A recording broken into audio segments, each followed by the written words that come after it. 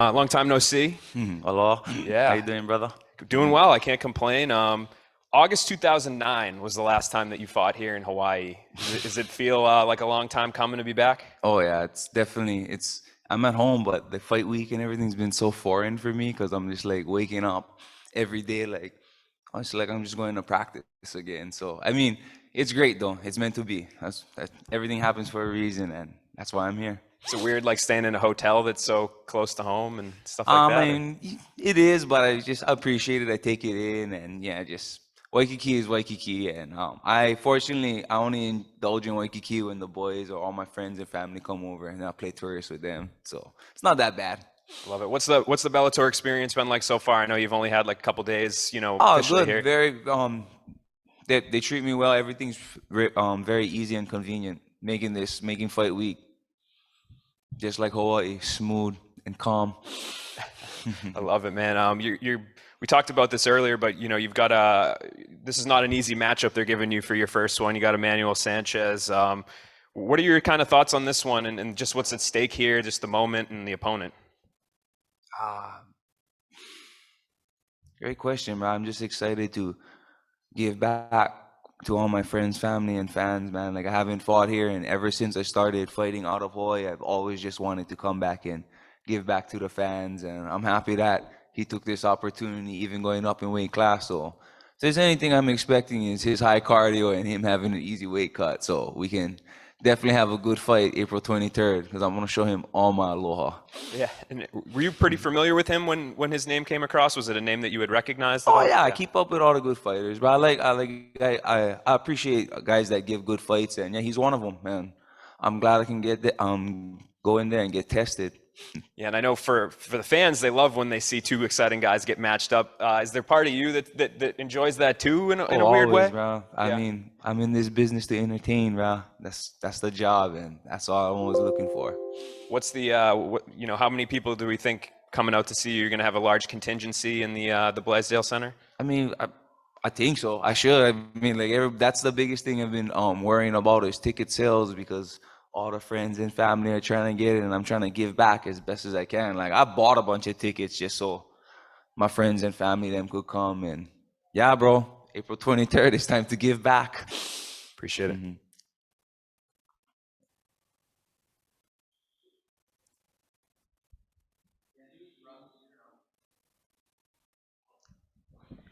Yeah, that giving back sentiment, I mean, you talked about that a couple of weeks ago when you were talking about this fight coming up. And yes, you're giving back by being on this card and being able to celebrate Hawaii MMA, but there's a lot to be earned for you in this fight. And so, how much do you embrace what lies ahead and the opportunity that lies ahead? Oh man, embracing it like wholeheartedly. It just everything that's happening, I'm waking up and like I'm just meant to be like when I first started getting out there and representing, man. Like it's a,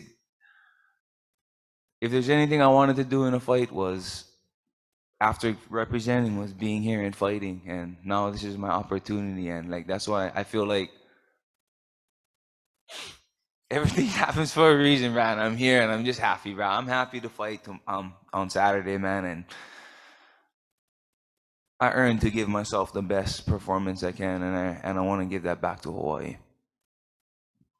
Everyone's talking about the last time you fought here was 2009. That was actually on Maui, right? Yeah, yes. And so to be fighting in the new Blaisdell Center, I mean, that's the Madison Square Garden of Hawaii when it comes to the Hawaii fight game. And so how much respect do you have for that building and what's it going to be like to walk out there? That's a big one for us too, because growing up, fighting in the Blaisdell or competing in the Blaisdell is, the pinnacle of what was happening in the sport. So when I was growing up watching all these MMA fights, the biggest ones are in the Blaisdell, and I never got to fight in the Blaisdell. And April 23rd is gonna be my first time, and I'm gonna represent Hawaii to the fullest.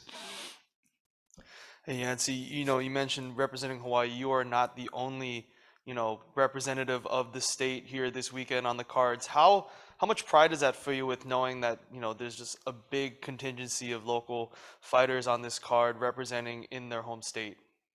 It's always good. It's always great when you go to war and you got your soldiers, the soldiers right next to you. It's a big motivation. Before I've had one, maybe two guys like on the card. Now I got 5, 6, 7 guys I know of, and then a lot of them is from outreach Hawaiians, and you know how we get together when war comes, bro. All the Hawaiians come in tight, so we're all gonna represent April 23rd, and I'm happy to be fighting with my brothers and sisters. Woods? Yancy, you've had a legendary career thus far, but this is your first time in Bellator. What are you looking to do in Bellator that you haven't done in your career previously? That's a good question, man. I mean, I come to entertain, and and every company I go into, I be the best company man I can, right? And just entertain. And I took this fight on a one fight deal just so I could give back to Hawaii and show Bellator that I'm here to be a company man and give you guys a show. Pay the bills, man. Take care of my responsibilities. Go forward from there. Keep living with aloha. Next up, Mills. Hey, how's it going, Yancy? MMA Locker Room, part of Puff Sports Radio. What's up, brother? Hey, I met you once out here in Anaheim at the Nate Diaz fight when he beat up Anthony Pettis, man. You gave me a picture, man. I'll never forget it. You're a real one for that. Hey, next time I see you there, come back again and get you another one. Always, always. So with it being 420 right here, man, I know you said earlier that, it's always good to have your soldiers behind you. I seen that the Diaz Army was trying to get on this fight card, man. How did that actually go? And did you actually reach out to Scott Coker to get anything hooked up with that?